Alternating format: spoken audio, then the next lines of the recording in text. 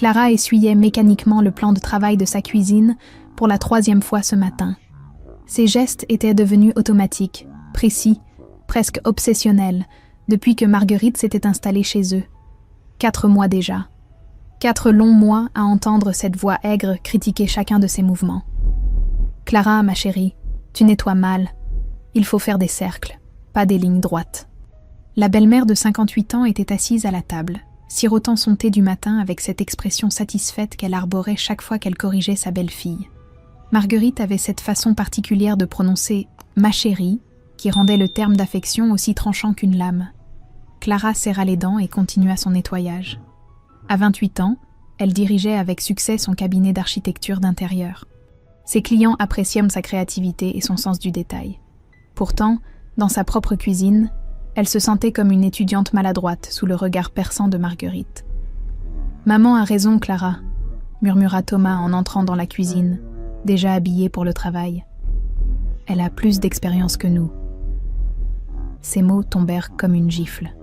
Thomas, son mari de 30 ans, l'homme qui l'avait soutenu dans tous ses projets, répétait maintenant les phrases de sa mère comme un perroquet bien dressé.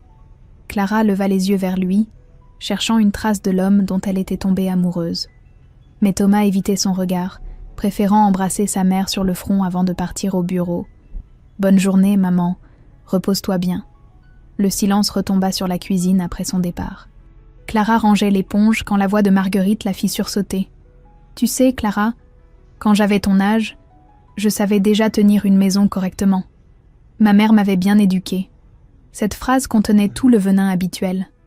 L'insinuation que Clara était mal éduquée, que ses propres parents avaient échoué dans leur mission. Clara sentit ses joues s'enflammer, mais ne répondit pas. À quoi bon? Marguerite avait toujours le dernier mot. L'après-midi apporta un semblant de répit. Clara travaillait sur les plans d'un appartement parisien quand son téléphone sonna. Madame Durand, une cliente importante, annulait leur rendez-vous. « Je suis désolée, Clara, mais nous avons finalement choisi un autre architecte. Quelqu'un nous a dit que vous étiez, comment dire, pas très disponible en ce moment. » Quelqu'un. Clara raccrocha, le cœur serré. C'était le 3e contrat annulé ce mois-ci. Ses clients recevaient des appels anonymes remettant en question sa disponibilité, sa fiabilité. Elle commençait à comprendre d'où venaient ces coups de téléphone destructeurs. Le soir venu, Thomas rentra fatigué et distant. Ils dînèrent en silence. Marguerite monopolisant la conversation avec ses récits sur ses voisines, ses douleurs articulaires et ses conseils non sollicités sur la décoration de la maison. Cette couleur sur les murs me donne mal à la tête, Clara. Du beige serait plus reposant. Clara avait choisi cette teinte de bleu après des semaines de réflexion. Elle aimait cette couleur qui rappelait le ciel d'été. Mais depuis l'arrivée de Marguerite, tous ses choix étaient remis en question, critiqués, invalidés. Cette nuit-là, allongée dans son lit, Clara fixait le plafond. À côté d'elle, Thomas dormait profondément, inconscient du chaos émotionnel qui rongeait sa femme. Elle repensait à leur première rencontre, à leur rire partagé, à leur projet d'avenir. Où était passé cet homme qui la regardait avec admiration? Marguerite avait installé ses affaires dans la chambre d'amis avec une efficacité déconcertante. Ses médicaments envahissaient la salle de bain, ses magazines traînaient partout, ses critiques résonnaient dans chaque pièce. La maison de Clara n'était plus la sienne. Demain serait un autre jour de bataille silencieuse. Une autre journée à marcher sur des œufs dans son propre foyer. Clara ferma les yeux, ignorant encore qu'elle touchait le fond d'un puits dont elle allait bientôt apprendre à sortir. Le samedi matin commença comme tous les autres. Clara préparait le petit déjeuner quand Marguerite descendit l'escalier d'un pas théâtralement lourd, une main pressée contre sa poitrine. « Mon cœur bat trop vite ce matin », gémit-elle en se laissant tomber sur une chaise. « Cette agitation constante dans la maison me fatigue énormément. » Clara leva les yeux de ses tartines. Quelle agitation! Elle marchait sur la pointe des pieds depuis des semaines pour ne pas déranger sa belle-mère. Elle avait même arrêté d'écouter de la musique et de recevoir ses amis. « Je ne comprends pas, Marguerite. La maison est silencieuse. » « Silencieuse ?» Marguerite porta la main à son front avec un soupir dramatique. « Tu bouges sans arrêt. Tu ouvres et fermes les placards. Tu fais du bruit avec tes papiers de travail. Mon médecin m'a dit d'éviter le stress. » Thomas apparut dans l'embrasure de la porte, encore en pyjama, Il observa la scène avec cette expression préoccupée qu'il adoptait dès que sa mère se plaignait de sa santé. « Qu'est-ce qui se passe, maman ? Ta femme perturbe ma tranquillité par sa présence constante. Je ne peux pas me reposer avec toute cette agitation. » Les mots frappèrent Clara comme une décharge électrique. Sa présence perturbait la tranquillité, dans sa propre maison. Elle sentit ses joues s'enflammer et ses mains trembler légèrement. « Thomas, je vis ici aussi. C'est normal que je... » « Clara, s'il te plaît, » l'interrompit Thomas d'une voix fatiguée. « Tu vois bien que maman ne va pas bien. » Marguerite se redressa légèrement, savourant visiblement l'effet de ses paroles. Ses yeux brillaient d'une satisfaction à peine dissimulée. Elle avait trouvé le point de rupture, et elle le savait. « Je crois qu'il faut que tu restes calme aujourd'hui, Clara. Pour ma santé. » « Rester calme ?» Clara se leva brusquement. « Mais je ne fais rien de mal. Je prépare le petit déjeuner, je range la maison, je travaille discrètement. »« Tu t'énerves, ça va empirer les choses, » dit Thomas en s'approchant. « Écoute, va dans notre chambre le temps que maman se détende. On va sortir déjeuner toutes les deux, comme ça tu pourras te reposer aussi. » Clara le fixa, incrédule. Il lui demandait de s'enfermer dans sa chambre comme une enfant punie, dans la maison qu'elle avait décorée avec amour, qu'elle payait avec ses économies. « Thomas, tu ne peux pas me demander ça. Juste pour quelques heures, Clara, pour que maman retrouve son calme. » Le ton de Thomas était ferme, presque froid. Clara chercha dans ses yeux une trace de l'homme qu'elle avait épousé, mais ne trouva qu'un fils obéissant et inflexible. Marguerite observait la scène depuis sa chaise, ses lèvres esquissant un sourire presque imperceptible. Elle avait gagné, et tout le monde le savait. « D'accord, » murmura Clara, la gorge serrée. Elle monta l'escalier, sentant leur regard dans son dos. Arrivée dans la chambre, elle entendit la clé tourner dans la serrure. Le déclic résonna comme un coup de tonnerre. Thomas l'avait enfermée dans sa propre chambre, dans sa propre maison. Clara s'assit au bord du lit, les jambes coupées. Par la fenêtre, elle voyait les voisins qui jardinaient tranquillement, ignorant le drame qui se jouait à quelques mètres d'eux. Monsieur Leclerc taillait sa haie, Madame Martin arrosait ses géraniums. La vie continuait normalement pour tout le monde, sauf pour elle.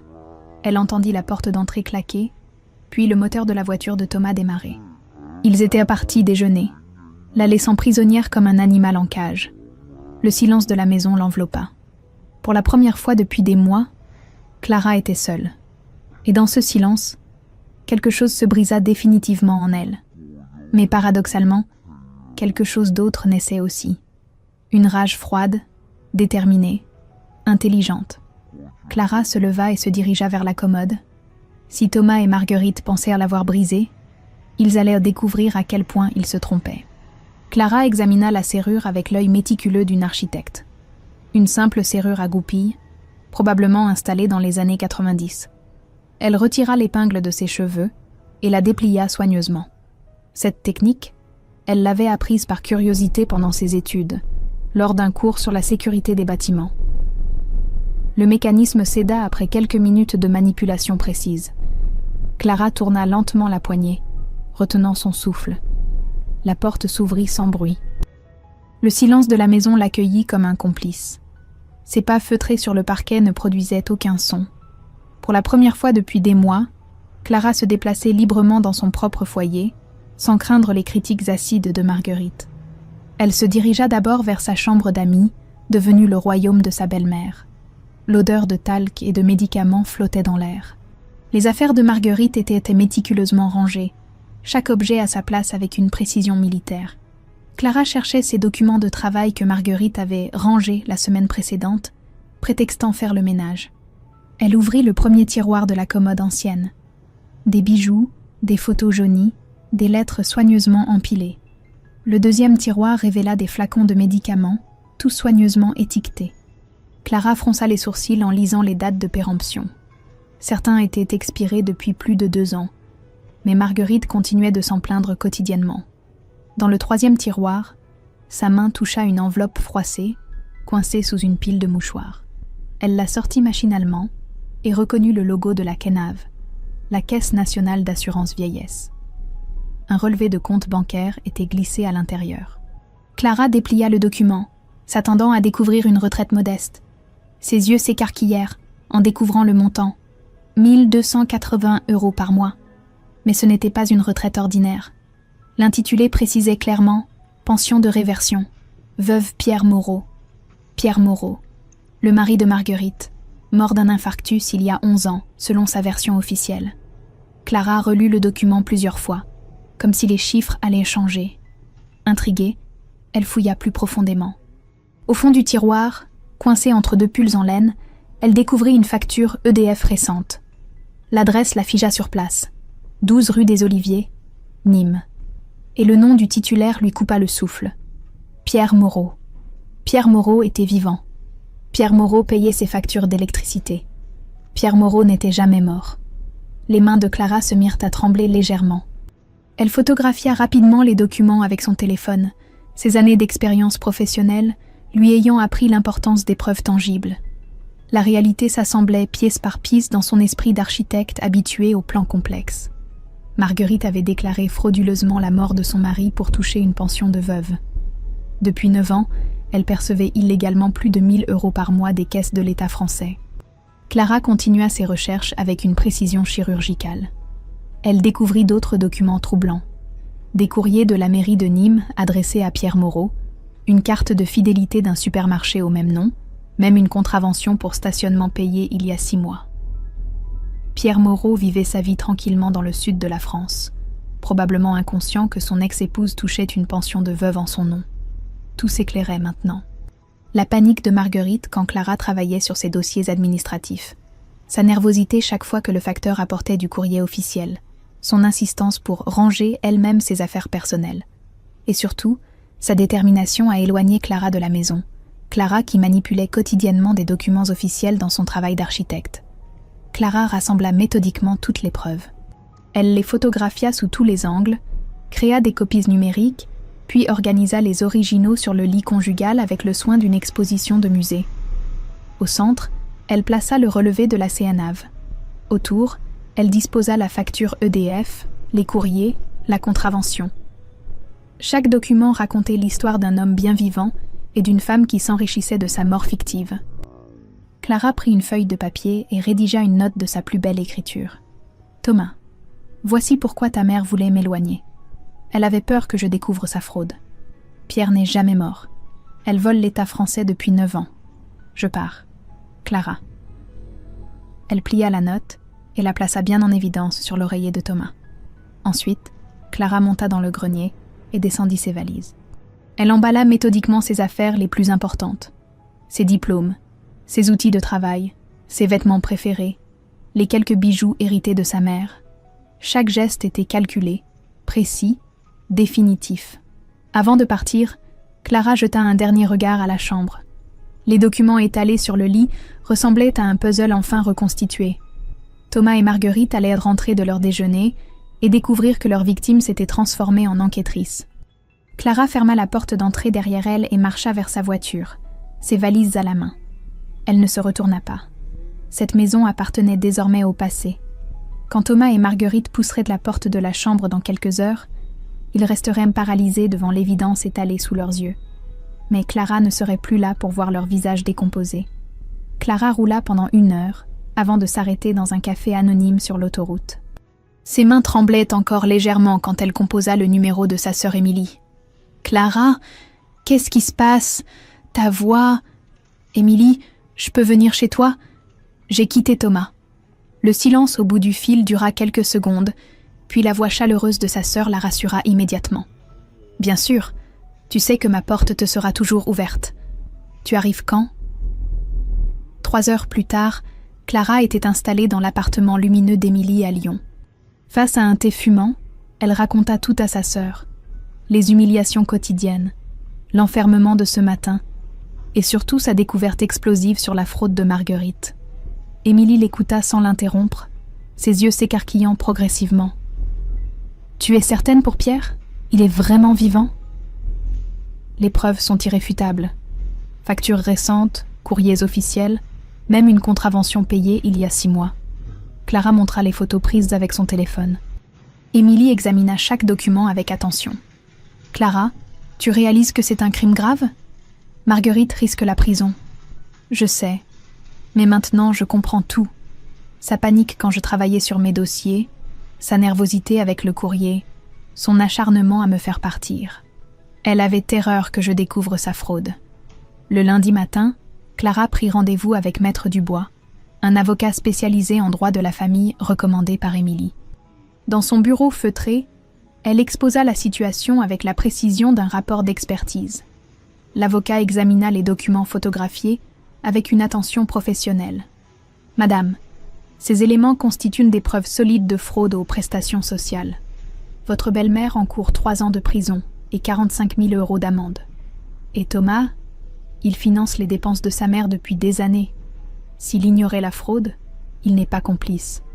Mais s'il était au courant... » Maître Dubois marqua une pause. Nous devrons établir ce qu'il savait exactement. Clara demanda à l'avocat de faire vérifier discrètement l'identité de Pierre Moreau. Le résultat arriva 2 jours plus tard. Pierre Moreau, né le 15 juin 1958, résidant au 12 rue des Oliviers à Nîmes, vivait paisiblement avec une compagne depuis 8 ans. Il dirigeait un petit commerce de bricolage et ignorait totalement que son ex-épouse le déclarait mort depuis 9 ans. Votre belle-mère a commencé cette fraude 2 ans après le départ de son mari, précisa l'avocat. Elle a d'abord attendu, puis a visiblement décidé de transformer son abandon en source de revenus. Clara comprenait maintenant la psychologie tordue de Marguerite. Abandonnée par son mari, humiliée socialement, elle avait choisi de transformer cette humiliation en profit.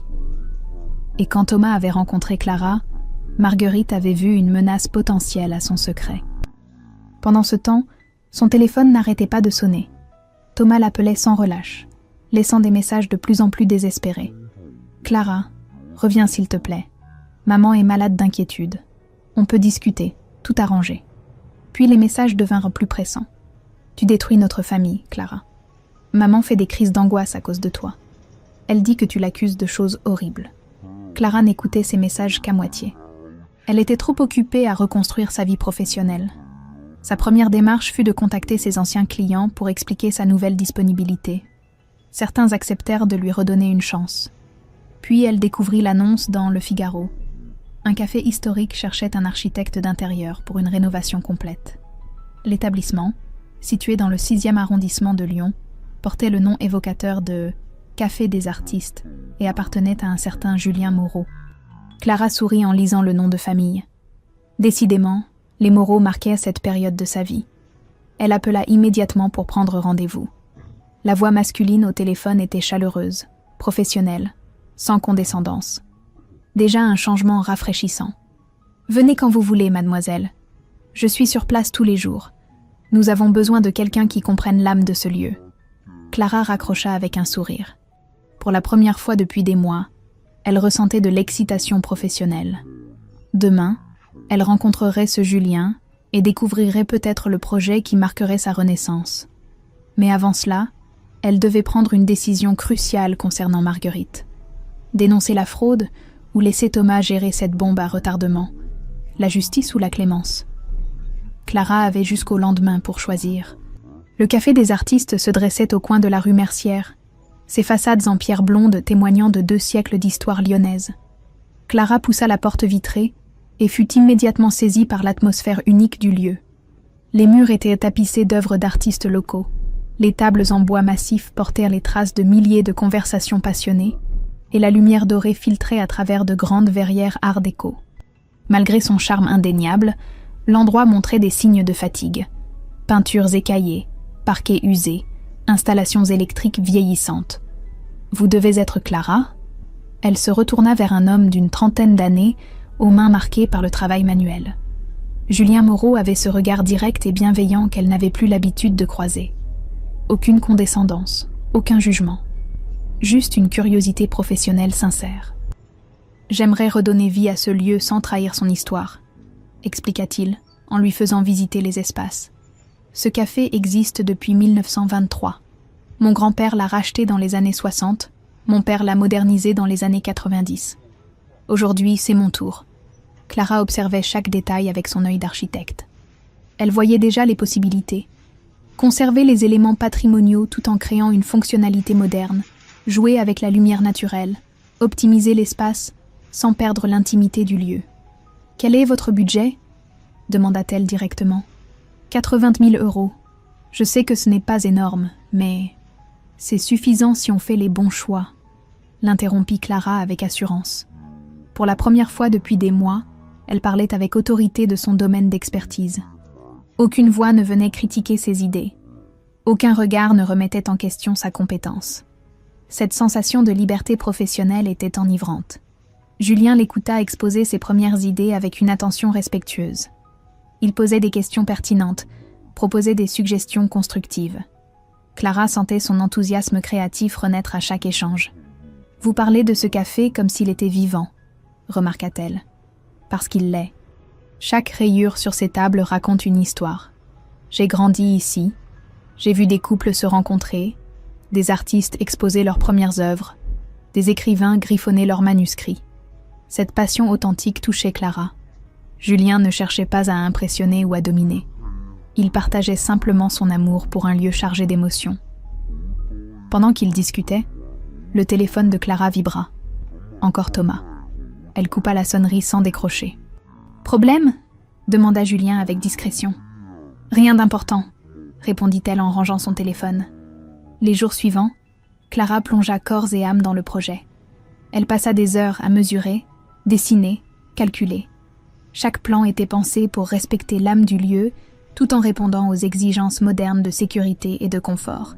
Elle proposa de restaurer les verrières art déco, de poncer et traiter le parquet d'origine, de créer un éclairage indirect qui mettrait en valeur les œuvres exposées. Pour économiser le budget, elle suggéra de récupérer certains matériaux anciens et de faire appel à des artisans locaux plutôt qu'à de grandes entreprises. Julien approuvait chacune de ces propositions avec un enthousiasme grandissant. Leur collaboration était fluide, naturelle, basée sur un respect mutuel évident. « Vous savez, » lui dit-il un soir alors qu'ils finalisèrent les plans, « vous avez exactement cerné ce que je voulais, sans que j'aie eu besoin de l'expliquer. C'est mon travail, » répondit Clara simplement. « Non, c'est plus que ça. C'est un don. » Ces mots simples réchauffèrent le cœur de Clara. Depuis quand n'avait-elle pas reçu un compliment authentique sur son travail? Depuis quand ses idées n'étaient-elles pas systématiquement critiquées ou minimisées? Le contraste avec sa vie passée était saisissant. Ici, personne ne remettait en question ses compétences. Julien lui faisait confiance, valorisait ses suggestions, respectait son expertise. Cette reconnaissance professionnelle agissait comme un baume sur ses blessures récentes. Pourtant, Thomas continuait de l'appeler quotidiennement. Ses messages évoluaient, passant de la supplication à l'énervement. « Clara, tu ne peux pas disparaître comme ça. Maman est hospitalisée à cause du stress. Tu dois revenir, on doit parler. » Clara effaçait ses messages sans les écouter entièrement. Elle avait autre chose à faire que de gérer les manipulations de Marguerite, même à distance. Son nouveau projet l'énergisait, lui redonnait confiance en ses capacités. Pour la première fois depuis des mois, elle se couchait fatiguée mais satisfaite, l'esprit plein d'idées créatives plutôt que rongé par l'angoisse. La renaissance de Clara passait par cette renaissance professionnelle. Et quelque part, elle pressentait que Julien jouerait un rôle plus important qu'elle ne l'imaginait dans cette nouvelle vie qui s'ouvrait devant elle. Clara fixa le message de Thomas qui venait d'arriver. « Je viens à Lyon demain. On doit parler absolument. Café de la Paix, 14 h. S'il te plaît, Clara. » Elle hésita un moment, puis répondit simplement « D'accord. » Le lendemain, Clara arriva au café avec 10 minutes de retard volontaire. Thomas était déjà installé à une table d'angle, les traits tirés, les cheveux en désordre. Il avait vieilli de 10 ans en une semaine. « Clara, » commença-t-il en se levant. « Assieds-toi, Thomas. » Sa voix était calme, contrôlée. Thomas obéit, déstabilisé par cette nouvelle assurance qu'il ne lui connaissait pas.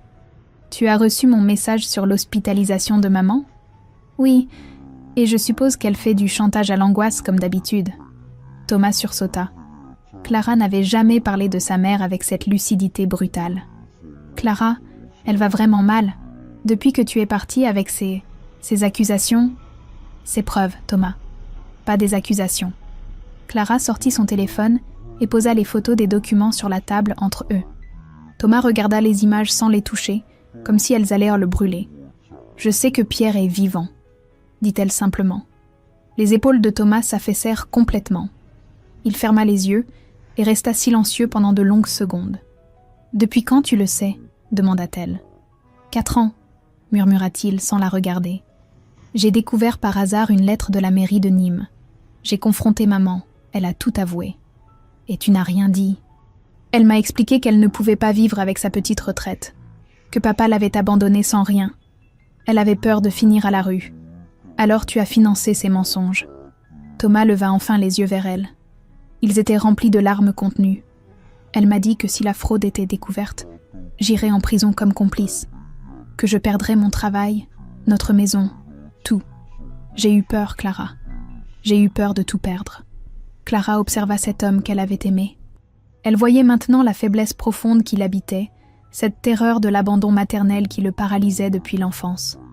Tu as préféré me perdre moi? Non, je pensais que ça s'arrangerait, que maman finirait par repartir chez elle. En attendant, tu m'as enfermée dans ma propre chambre. Thomas baissa la tête, incapable de soutenir son regard.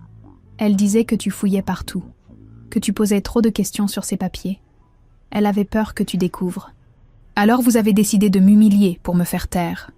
Ce n'était pas le but. Si, Thomas, c'était exactement le but. Clara se leva, laissant Thomas prostré sur sa chaise. Je ne reviendrai pas. Mon avocat prendra contact avec toi pour le divorce. Clara, attends. Et si on dénonçait ensemble? Si on avouait tout? On pourrait repartir sur de nouvelles bases. Elle se retourna vers lui.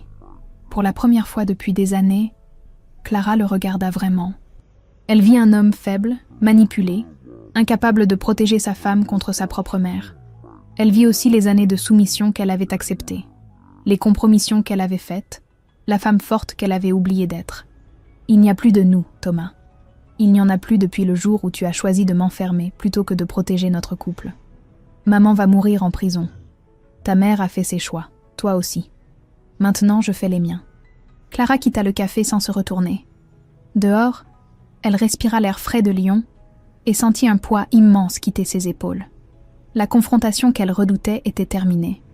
Thomas avait avoué sa complicité, confirmé les manipulations de Marguerite, révélé sa propre lâcheté. Mais surtout, Clara avait découvert qu'elle n'éprouvait plus ni colère ni amour pour cet homme. Juste une immense lassitude et un soulagement profond. En marchant vers sa voiture, elle pensa à Julien qui l'attendait au café pour finaliser les commandes de matériaux. Elle pensa à ce projet qui la passionnait, à cette nouvelle vie qu'elle construisait pierre par pierre. Pour la première fois depuis des années, Clara se sentait libre. Vraiment libre. Clara poussa la porte du café des artistes avec 2 heures de retard. Julien leva les yeux de ses factures, remarquant immédiatement sa pâleur inhabituelle.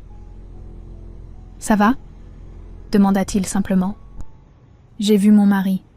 Ex-mari plutôt. » Elle s'assit lourdement sur une chaise, encore sonnée par les révélations de Thomas. Julien n'insista pas, respectant son besoin de silence. Cette délicatesse contrastait cruellement avec l'insensibilité dont elle avait l'habitude.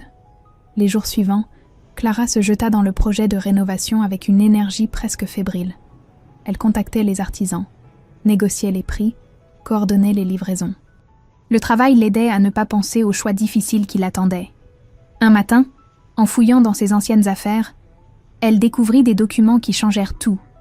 Des papiers de Thomas qu'elle avait emportés par erreur révélaient l'ampleur des dégâts causés par Marguerite. Des relevés bancaires montraient que Thomas avait vidé leur compte épargne commun pour financer les besoins de sa mère. Plus troublante encore, Clara trouva des courriers de l'université où Thomas suivait une formation continue. Le doyen confirmait l'annulation de son inscription, officiellement pour raisons familiales urgentes. Marguerite n'avait pas seulement détruit la vie de Clara, elle avait aussi sabordé l'avenir professionnel de son propre fils, l'empêchant de progresser dans sa carrière pour le maintenir dans la dépendance financière. Clara découvrit également une lettre froissée, datée de 3 ans, signée d'une certaine Sophie Lamont. Les mots la glacèrent. « Thomas, je ne comprends pas ce qui s'est passé. Ta mère me traite comme une étrangère depuis qu'elle habite chez nous. Tu ne me défends jamais. Je ne peux plus vivre dans cette atmosphère. Je pars. Sophie. » Sophie, l'ex-copine de Thomas qu'il évoquait parfois avec nostalgie. Clara comprenait maintenant pourquoi cette relation avait échoué. Marguerite avait déjà appliqué sa méthode destructrice avec succès. Cette découverte bouleversa Clara. Elle n'était pas la première victime de Marguerite, juste la plus récente dans une longue série de manipulations familiales. Le lendemain, son téléphone sonna. Thomas, encore. Clara, il faut qu'on se revoie. Maman sort de l'hôpital demain. Elle veut te parler. Pour me manipuler encore? Non, pour s'excuser. Elle regrette vraiment. Elle dit qu'elle va arrêter la pension. Qu'elle va tout rembourser. Clara faillit raccrocher, puis se ravisa. Une idée germa dans son esprit. D'accord, mais chez moi, chez Émilie. Et tu viens seule d'abord. Le surlendemain, Thomas sonna chez Émilie. Il avait l'air hagard, vieilli, comme un homme qui n'avait pas dormi depuis des semaines. Maman veut vraiment arranger les choses, commença-t-il. Thomas, j'ai trouvé des papiers chez nous. Tu savais pour Sophie? Il pâlit instantanément. Sophie, qu'est-ce que tu veux dire? Clara lui tendit la lettre. Thomas la lut en silence, ses mains tremblant légèrement. J'avais oublié. Maman disait que Sophie était instable, qu'elle inventait des problèmes. Ta mère a détruit ta relation avec Sophie exactement comme elle a détruit la nôtre. Et elle t'a empêché de finir ta formation à l'université. Thomas s'effondra dans le canapé d'Émilie, la tête entre les mains. Mon Dieu, Clara, qu'est-ce qu'elle m'a fait? Ce qu'elle fait depuis ton enfance, probablement. Te contrôler par la culpabilité et la peur. Mais maintenant, si on la dénonce, elle va vraiment finir en prison. Elle a 68 ans, Clara. Cette histoire pourrait la tuer. Clara observa Thomas. Pour la première fois, elle voyait en lui une victime plutôt qu'un complice. Marguerite avait détruit systématiquement toutes ses relations amoureuses, saboté son évolution professionnelle, maintenu sa dépendance émotionnelle et financière. Thomas, combien d'autres femmes ta mère va-t-elle détruire si on ne l'arrête pas? Je ne sais pas. Je ne sais plus rien. Clara se leva et marcha vers la fenêtre. Lyon s'étendait devant elle, ville d'opportunités où elle reconstruisait sa vie. Elle pensait à Julien, à leur projet commun, à cette liberté retrouvée. Mais elle pensait aussi aux autres Sophie, aux autres Clara qui croiseraient peut-être le chemin de Marguerite. Cette femme était un prédateur émotionnel qui ne s'arrêterait jamais d'elle-même. Tu as 24 heures pour convaincre ta mère de se dénoncer volontairement à la Kenave, dit-elle finalement. Sinon, je porte plainte. Clara, c'est ma décision finale, Thomas. Justice ou clémence, mais plus jamais de silence. Thomas partit sans ajouter un mot. Clara savait qu'elle venait de tracer une ligne définitive dans le sable. Dans 24 heures, elle saurait si Marguerite avait encore une once d'humanité ou si la justice devrait suivre son cours inexorable. 23h50 après l'ultimatum, Thomas n'avait toujours pas appelé. Clara vérifiait l'heure sur son téléphone quand la sonnette d'Émilie retentit. Elle ouvrit la porte et se figea.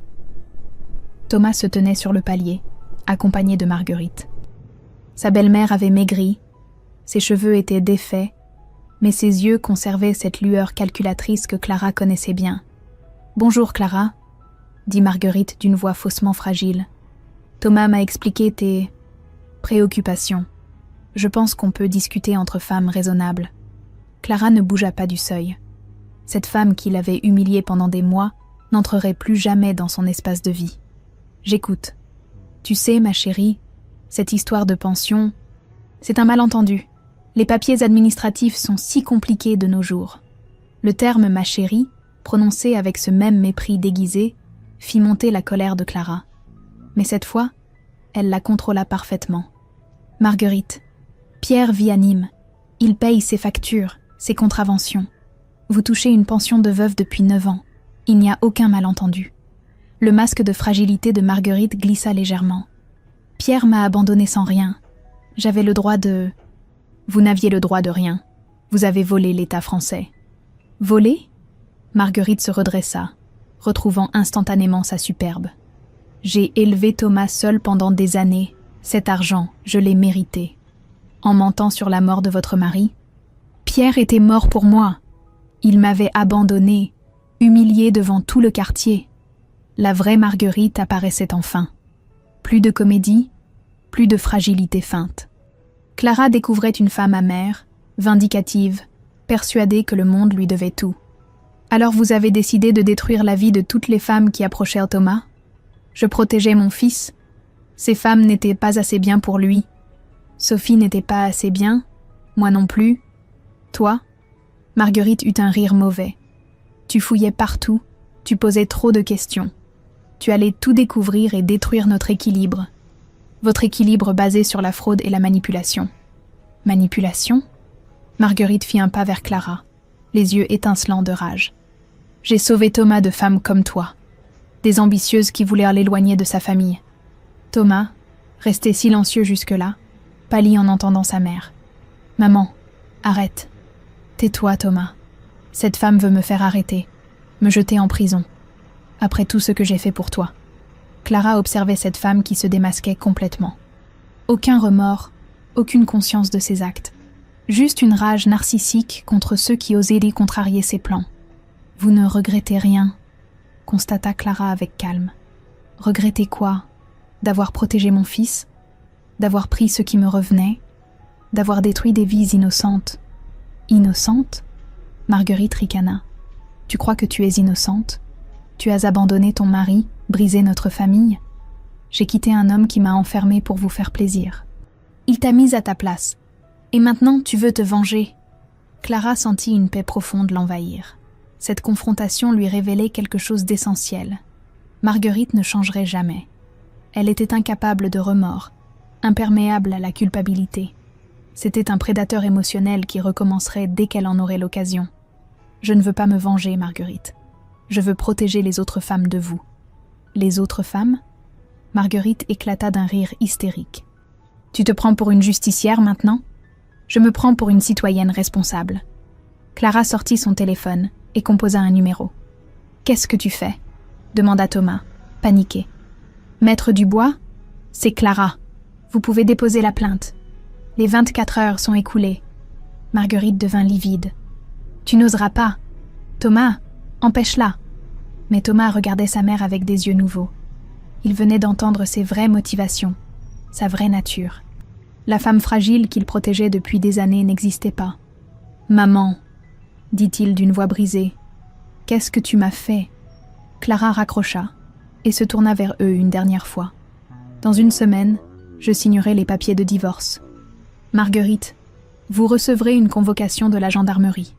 Thomas, j'espère que tu trouveras enfin la force de vivre ta vie. » Elle referma la porte, laissant Thomas face à la réalité de sa mère et Marguerite face aux conséquences de ses actes. De l'autre côté de la porte, Clara entendit les éclats de voix, les reproches, l'effondrement d'une relation toxique qui avait duré trop longtemps. Pour la première fois depuis des mois, Clara souriait vraiment. La justice suivrait son cours, et elle était enfin libre de construire sa nouvelle vie. 18 mois plus tard, Clara observait le café des artistes transformé depuis la terrasse d'en face. La façade restaurée brillait sous le soleil lyonnais, les verrières art déco captaient la lumière dorée de fin d'après-midi, et une file d'attente se formait devant l'entrée. Le magazine Lyon Entreprise avait consacré un article entier au projet, saluant la renaissance spectaculaire d'un patrimoine historique grâce au talent visionnaire de l'architecte Clara Dubois. Son nom figurait désormais parmi les références de la région. « Tu admires ton œuvre ?» demanda Julien en la rejoignant. « Notre œuvre », corrigea-t-elle en souriant. Leur collaboration professionnelle s'était muée naturellement en complicité personnelle, puis en amour authentique. Rien à voir avec la passion dévorante de ses 20 ans, mais quelque chose de plus profond. Un respect mutuel, une admiration réciproque, une construction commune. Julien ne cherchait pas à la sauver ou à la compléter. Il l'aimait pour ce qu'elle était, une femme forte, talentueuse, indépendante. Leur projet s'harmonisait sans jamais s'annuler. « Le dernier client m'a demandé tes coordonnées, » dit Julien. « Il veut que tu rénoves son hôtel particulier dans le Vieux-Lyon. »« Encore un ? Je vais devoir embaucher une assistante. » Clara dirigeait maintenant son propre cabinet, Atelier Clara Dubois, installé dans un ancien entrepôt du 7e arrondissement qu'elle avait entièrement réaménagé. 3 employés travaillaient sous sa direction, et les commandes affluaient. En rentrant chez elle, Clara trouva une lettre officielle dans sa boîte aux lettres. Le tribunal correctionnel de Lyon l'informait que l'affaire Marguerite Moreau était close. Condamnée à 2 ans de prison avec sursis et au remboursement intégral des sommes perçues illégalement, soit plus de 115 000 €.